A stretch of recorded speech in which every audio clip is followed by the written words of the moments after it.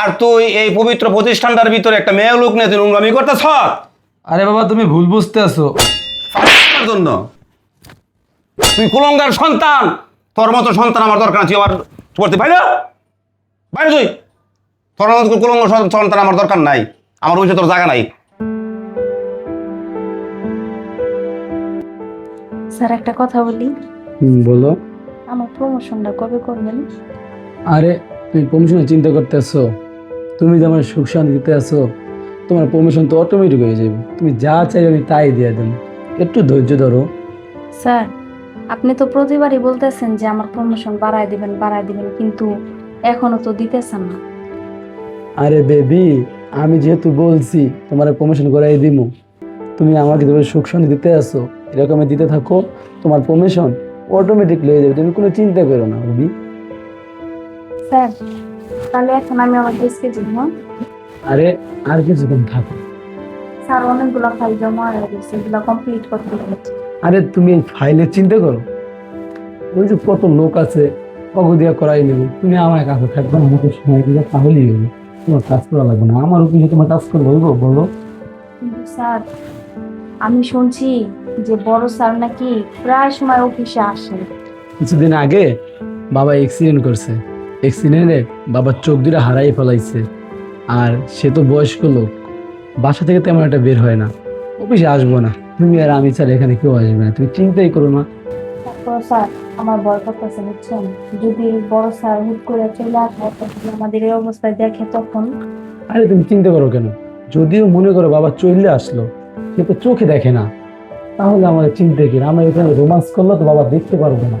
আরে বেবি, আজকে ছুটির পরে তুমি আমার সঙ্গে রিসোর্টে যাইও, ঠিক আছে? কি বলতেছেন স্যার? সেদিনই না রিসোর্ট থেকে চলে এলাম আমরা দুইজন।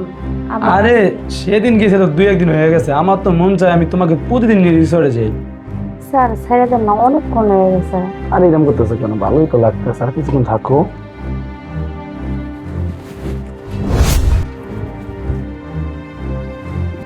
আরে বাবা তুমি অফিসে কেন আসছো? বাবা বাসায় বসে থাকতে থাকতে ভালো লাগতেছে না, তাই তোরে বাবা এই অফিসে আসলাম তোরে এক নজর দেখার জন্য। আরে বাবা তুমি তো চোখে দেখো না, তুমি আমাকে এবার কিভাবে দেখতে আসবা বলো? বাবা শুভ, হ্যাঁ বাবা বলো। তোর সম্পর্কে কেউ আছে বাবা? আরে না বাবা, আমি ছাড়া আর কেউ নাই তো। না মনে হয় কেউ আছে? আরে না বাবা। না বাবা, লেডিস পারফিউমের ঘ্রাণ পাইতেছি বাবা নাকে। আরে বাবা তুমি না কি বলতেছো? তোমার চোখের সঙ্গে সঙ্গে তোমার কি নাকও গেছে নাকি?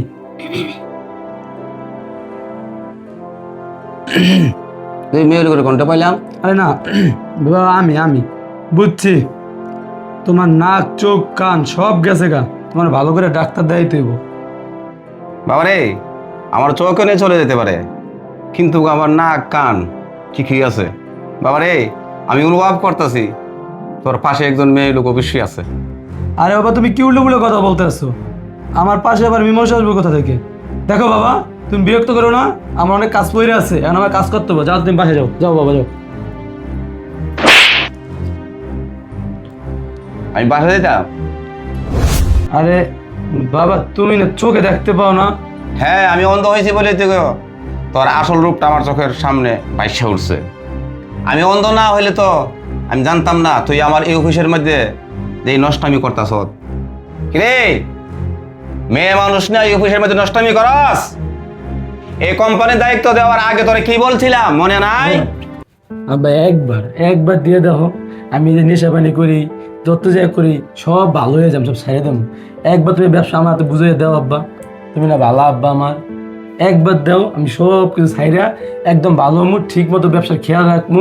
বাবা যে ছেলে আমার নাট খেলাবে গিয়া সেটা আমার বিশাল সম্পত্তির ধ্বংস করতেছ, শেষ করতেছ আমোদ ফুর্তি কইরা। আমি এই সম্পদগুলি তোমার হাতে উঠাই দেবো না বাবা, আমিও তো বোকা হয়েছি না। আব্বা এই যে আমি কানে ধরে কইতেছি, আমি মদ গাঁজা বাবাটা আবার কোনো কিছু খামো না, একদম ভালো হয়ে যাবো। তুমি গেলে আমার একবার বিশ্বাস করিয়া তোমরা ব্যবসা আমার হাতে উড়িয়ে দাও, তুমি এখানে ঘরে বইয়ে নামাজ পড়বা, আল্লাহ বিল্লাহ করবা, আর আমি তোমার ব্যবসা অনেক সুন্দরভাবে চালামো। তুমি একবার খালি বিশ্বাস করে দিয়ে দাও আব্বা। ঠিক আছে বাবা, তুমি যখন বারবার রিকোয়েস্ট করতেছো, তখন আমি নেশা পানি ছেড়ে দিছো, ভালো হয়ে গেছো, আগে থেকে পরিবর্তন হয়ে গেছো। আমি বাবা মাইনে নিলাম।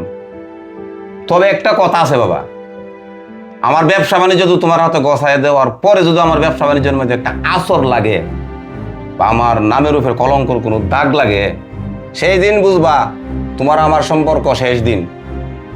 ঠিক আছে, তুমি কালকে থেকে অফিসে বইসো, ম্যানেজার সাহেব আমি বলে দেবো না। আর তুই এই পবিত্র প্রতিষ্ঠানটার ভিতরে একটা মেয়ে লোক নিয়ে তুই নোংরামি করতেছ। আরে বাবা তুমি ভুল বুঝতে আছো, ও একটা ফাইল নিয়ে এসেছিল, ফাইলটা দেওয়ার জন্য। ফাইলের জন্য? তুই আমার জন্ম দেশ নাই, আমি তোর জন্ম দিয়েছি। আমি যেটা বলছি সেটাই সত্য। এই দায়িত্বটা নেবার আগে তুই কি বলছিলে? যে আমি কোনো অন্যায় করুম না বলে আসছিলে না? আমি নেশা করুম না, মেয়ে হয় আমি গোড়াগাড়ি করুম না। আমি ভালো হয়ে গেছি বাবা, আমার দায়িত্বটা গছাই দেন বলছিলে না? আর কি এসে তোর বলার কথা কোথায় আছে? কথা বলস না কেন? মদ খাবে না, গাঞ্জা খাবে না, আমার সাথে ওয়াদা আবদ্ধ করছিলে না? আজকে তুই আমার সাথে ওয়াদা ভঙ্গ করছ। তুই না ফরমান, তুই কুলঙ্গার সন্তান। তোর মতো সন্তান আমার দরকার আছে। আমার করতে পারি না, বাইরে তুই। তোর মতো কুলঙ্গ সন্তান আমার দরকার নাই, আমার ওই তোর জায়গা নাই। বাবা আর একটাবার আমার সুযোগ দাও। তোর সুযোগ দিব দারোগা, টানা তোর পুলিশ হাতে দেবো, পুলিশ হাতে। যা তুই করছ সমস্ত জিনিস তুই ভুল করছ কিনা তুই দেখবে, হেমন বাইর করবো তোরে ফিরাইয়া। হ্যাঁ মেয়ে, তোমার লজ্জা করে না, শরম করে না? যে কোম্পানিতে তুমি চাকরি করো, এই কোম্পানির মালিকের সাথে তুমি নোংরামি করতেছো এই বসের মধ্যে এসে, এগুলো কি করতেছ? এগুলোই বিষয়, এগুলোই চাকরির মধ্যে অপমান করতেছ। তোমার মতন মেয়ের চাকরির কোনো দরকার নাই, আমার অবশ্যই দরকার নাই। তুমি আমার মেয়ের সময় আমার মুর্শিদ বাইরে, আর কিন্তু তোমার আমি পুলিশে দেবো, পুলিশের হাতে তোমার গ্রেপ্তার করাবো। তাতে বাইরে, তোমার মতন মেয়ের কোনো চাকরির দরকার নাই। এ তুই বাইরে, বাবা তুই নোংরামি করতেছ গেলে বাইরে, বাবা আমার বাইরে থেকে বাইরে, তোমার ছেলের দরকার নাই, বাইরে তুমি কে নষ্ট আমি করেছো না অফিসের মধ্যে